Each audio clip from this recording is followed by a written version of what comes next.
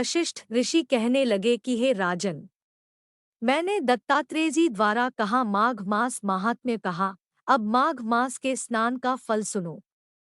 हे परंतप, माघ स्नान सब यज्ञों, व्रतों का और तपों का फल देने वाला है। माघ मास में स्नान करने वाले स्वयं तो स्वर्ग में जाते ही हैं, उनके माता और पिता दोनों के कुलों को भी स्वर्ग प्राप्त होता है। जो माघ मास में सूर्योदय के समय नदी आदि में स्नान करता है, उसके माता पिता के 7 कुलों की पीढ़ी स्वर्ग को प्राप्त होती है।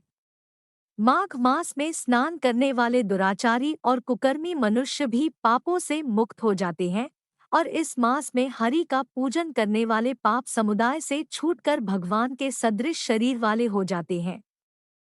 यदि कोई आलस से भी माघ में स्नान करता है, उसके भी सब पाप नष्ट हो जाते हैं। जैसे गंधर्व कन्याएं राजा के श्राप से भयंकर कल को भोगती हुई लोमश ऋषि के वचन से माघ में स्नान करने से पापों से छूट गई। यह वार्ता सुनकर राजा दिलीप विनय से पूछने लगा कि गुरुदेव, ये कन्याएं किसकी थी, उनको कब और कैसे श्राप मिला, उनके नाम क्या थे, ऋषि के वाक्य से कैसे श्राप मुक्त हुई और उन्होंने कहाँ पर स्नान किया? आप विस्तारपूर्वक सब कथा कहिए। वशिष्ठ जी कहने लगे, हे राजा, जैसे अग्नि से स्वयं अग्नि उत्पन्न होती है, वैसे ही यह कथा धर्म और संतान उत्पन्न करती है। हे राजन, सुख संगीत नामक गंधर्व की कन्या का नाम विमोहिनी था। सुशीला तथा स्वर वेदी की सुंबरा, चंद्रकांत की सुतारा तथा सुप्रभा की कन्या चंद्रका, ये 5 सब समान आयु वाली तथा चंद्रमा के समान कांति वाली और सुंदर थी। जैसे रात्रि को चंद्रमा शोभायमान होता है, वैसे ही पुष्प की कलियों के समान खिली हुई यह अप्सराएं थी। ऊंचे पयोधर वाली पद्मिनी, वैशाख मास की कामिनी, यौवन दिखाती हुई नवीन पत्तों वाली लता के सदृश, गोरे रंग, सोने के सदृश चमकती हुई और सोने के अलंकारों से सुशोभित, सुंदर वस्त्र धारण किए हुए, अनेक प्रकार के गाने और वीणा अथवा बांसुरी तथा दूसरे बाजे बजाने में प्रवीण और ताल, स्वर तथा नृत्य कला में निपुण थी।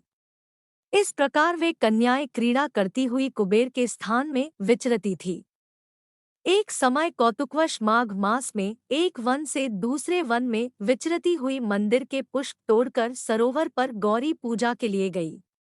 स्वच्छ जल के सरोवर में स्नान करके वस्त्र धारण कर मौन हो बालू मिट्टी की गौरी बनाकर चंदन, कपूर, कुमकुम और सुंदर कमलों से उपचार सहित पूजन करके ये 5 कन्याएं ताल नृत्य करने लगी, फिर ऊंचे गांधार स्वर में सुंदर गीत गाने लगी। जब ये कन्याएं नाचने और गाने में लीन थी तो उस समय अच्छोद नामक उत्तम तीर्थ में वेदनिधि नाम के मुनि के पुत्र अग्निप ऋषि स्नान को गए। वह युवा ऋषि सुंदर मुख, कमल सदृश नयन, विशाल छाती, सुंदर भुजाओं वाला, दूसरे कामदेव के समान था। शिखा सहित दंड लिए, मृगचर्म ओढ़े, यज्ञोपवीत धारण किए हुए था। उसको देखकर 5 कन्याएं मुग्ध हो गई और उसका रूप व यौवन देखकर कामदेव से पीड़ित हो देखो देखो ऐसा कहती हुई उस ब्राह्मण के चित्त में कामदेव का डर उत्पन्न करने लगी और आपस में विचार करने लगी कि यह कौन है। रति रहित होने से कामदेव नहीं और एक होने से अश्विनी कुमार नहीं। यह कोई गंधर्व या किन्नर या कामरूप धारण कर कोई सिद्ध या किसी ऋषि का श्रेष्ठ पुत्र या मनुष्य है। कोई भी हो, ब्रह्मा जी ने इसको हमारे लिए बनाया है। जैसे पूर्व कर्म के प्रभाव से संपत्ति प्राप्त होती है, वैसे ही गौरी जी ने हम कुमारियों के लिए श्रेष्ठ वर दिया है, और आपस में यह तुम्हारा वर है या मेरा अथवा सबका, ऐसा कहने लगी। जिस समय उस ऋषि पुत्र ने अपनी मध्याह्न की क्रिया करके ऐसे वचन सुने तो वह सोचने लगा कि यह तो बहुत बड़ी समस्या उत्पन्न हो गई। ब्रह्मा, विष्णु, महेश आदि देवता तथा बड़े योगीश्वर भी स्त्रियों के भ्रमजाल में मोहित हो गए हैं। इनके तीक्ष्ण बाणों से किसका मनरूपी हिरण घायल नहीं हो सकता। जब तक नीति और बुद्धि रहती है, तब तक पाप से भय रहता है।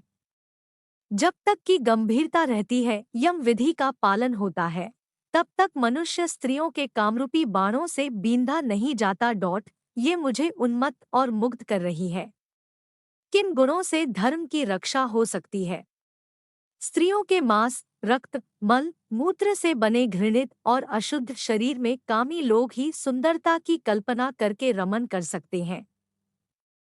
शुद्ध बुद्ध वाले महात्माओं ने स्त्रियों के पास रहना कष्टकारक कहा है, सो जब तक यह पास आए घर चले चलना चाहिए। आता जब तक वह उसके पास आई वह योग बल के द्वारा अंतर्ध्यान हो गया। ऋषि पुत्र के ऐसे अद्भुत कर्म देखकर वह चकित होकर डरी हुई चारों ओर देखने लगी और आपस में कहने लगी कि यह क्या इंद्रजाल था जो देखते देखते विलीन हो गया, और वह विरहा की अग्नि में जलने लगी और कहने लगी कि हे कांत, तुम हमको छोड़कर कहाँ चले गए?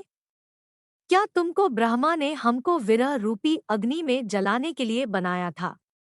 क्या तुम्हारा चित्त दया रहित है जो हमारा चित्त दुखाकर चले गए? क्या तुमको हमारा विश्वास नहीं? क्या तुम कोई मायावी हो? बिना किसी अपराध के हम लोगों पर क्यों क्रोध करते हो? तुम्हारे बिना हम नहीं जिएंगी। जहाँ पर आप गए हो हमें शीघ्र ले चलो, हमारा संताप हरो और हमें दर्शन दो। सज्जन लोग किसी का नाश नहीं देखते।